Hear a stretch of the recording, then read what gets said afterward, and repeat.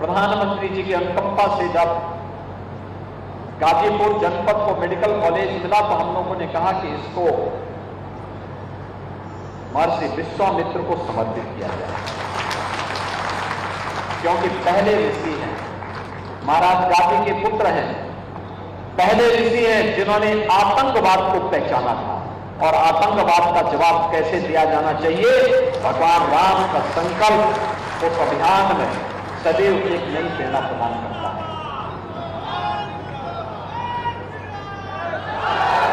हम लोगों का एक संकल्प है, हम लोग इस बात को मानते हैं कि ये केवल मंदिर, ये मठ, ये मंदिर, ये पीठ केवल हमारे कर्मकांड और उपासना विधि के माध्यम नहीं है, ये हमारी आध्यात्मिक ऊर्जा के साथ साथ राष्ट्रीय एकता के भी आधार स्तंभ है। देश को एकता के सूत्र में बांधने के माध्यम भी है। जब समाज में जाति के नाम पर बांटने की एक दुष्प्रचार किया जा रहा हो, दुष्प्रवृत्ति पैदा हुई हो, अपने स्वार्थ के लिए देश को नुकसान पहुंचाना, अपनी परंपरा को कोसना, विरासत को अपमानित करना, महापुरुषों के प्रति अपमानजनक टिप्पणी करना, यह राजनीतिक स्वार्थों के लिए भी और साथ साथ स्वयं दूसरों के बहकावे में आकर के भी ये उत्तरदायित्व हमारे मठ मंदिरों के ऊपर आ जाता है कि वह फिर से राष्ट्रीय चेतना को जागरूक करने के लिए उस अभियान को आगे बढ़ाएं, जो हर भारतीय के मन में राष्ट्रीयता का भाव पैदा कर सके, उन्हें एकता के सूत्र में बांध सके। क्योंकि मैं बार बार इस बात को देखता हूं, क्या उठा करके देखिए, जब भी हम बटे थे तो कटे थे,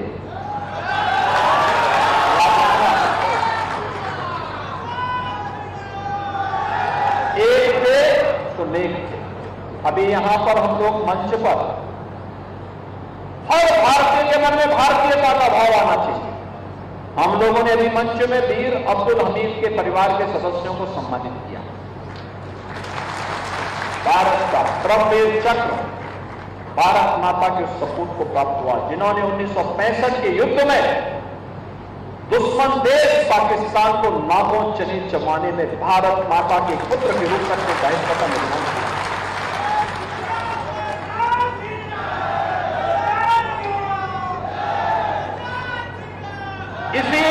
इसी जनपद का सौभाग्य है, इस जनपद में महावीर चक्र विजेता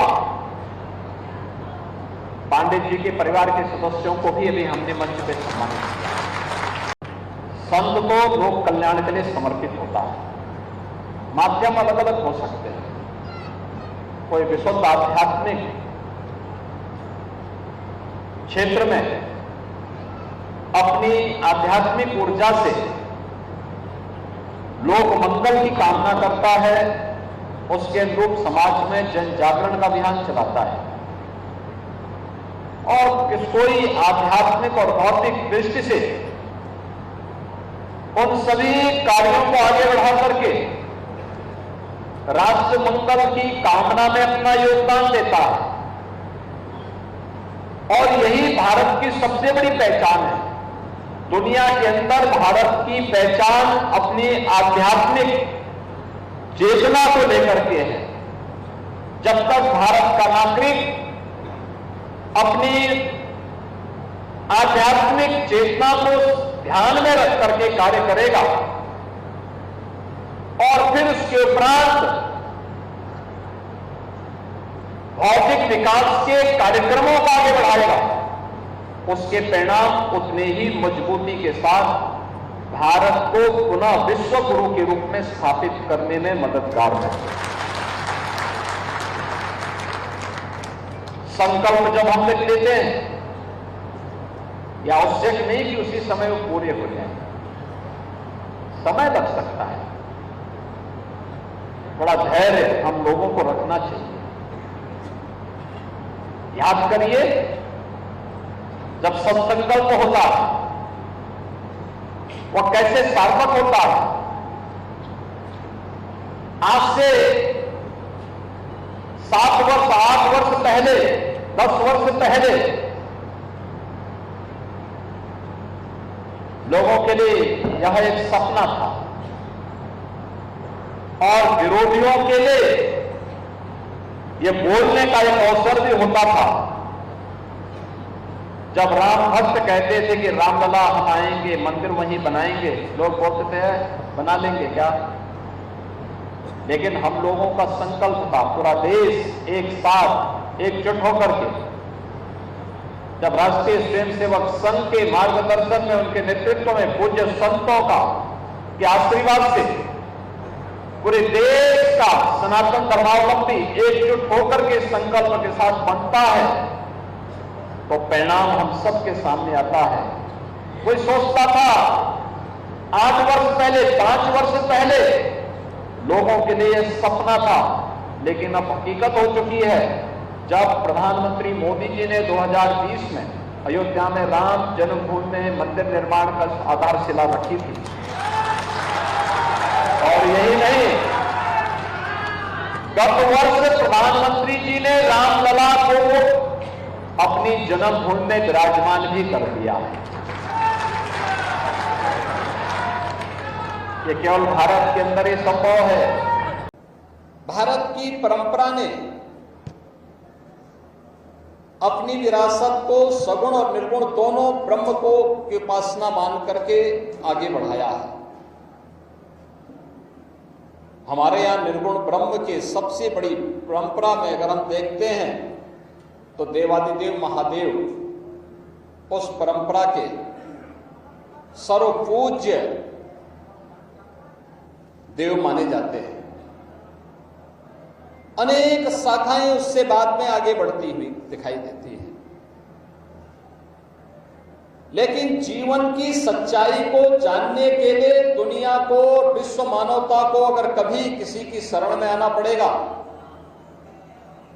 तो वह केवल और केवल भारतीय संस्कृति है, भारत की सनातन धर्म की परंपरा है, जिसमें कभी भी उपासना विधि के प्रति कोई कट्टरता नहीं दिखाई। हमने कभी नहीं कहा कि जो मंदिर जाएगा वही हिंदू है। हमने कभी नहीं कहा कि जो मंदिर नहीं जाएगा वो हिंदू नहीं है। हमने कभी नहीं कहा कि जो वेदों को मानेगा वही हिंदू है। हमने तो कहा जो माने वह भी है, जो नहीं माने वह भी है। सबको गले से लगाया। हमारी परंपरा तो इस बात की आग्रही रही है कि जाति न पूछो साधु की, पूछ लीजिए ज्ञान। हमने तो संत रामानंद के इस भाव को भी आत्मसात किया है कि जाति पाति पूछे नहीं कोई, हरि को भजे सो।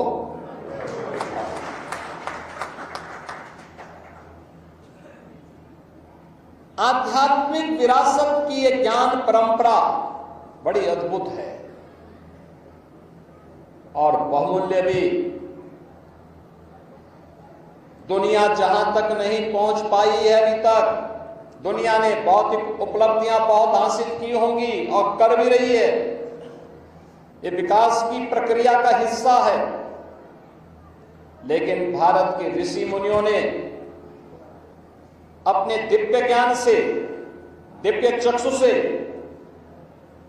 जिन उपलब्धियों को हासिल किया है, अध्यात्म की उन ऊंचाइयों तक पहुंच पाना विश्व मानवता के लिए आज भी एक चुनौती बनी हुई है। आत्मा क्या है और आत्मा का स्वरूप क्या है, ईश्वर क्या है, ईश्वर का स्वरूप क्या है, दुनिया अभी तक वहां पहुंच नहीं पाई है। अभी खोज चल रही है उनकी, गॉड पार्टिकल के रूप में उनकी शोध चल रही है। लेकिन भारत का ऋषि हजारों वर्ष पहले इसके बारे में अवगत करा चुका है।